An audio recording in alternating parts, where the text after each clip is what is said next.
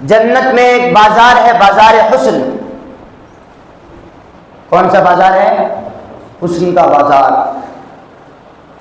تو یہ جو جنتی ہوں گے، جنت میں جب جائیں گے تو ہر جمعہ کے دن وہ سب کے سب ایک جگہ جمع ہوں گے اور ان کو اللہ کا دیدار ہوگا، اور اس دیدار سے پہلے وہ ایک بازار میں جائیں گے، اس کا نام ہے بازار حسن۔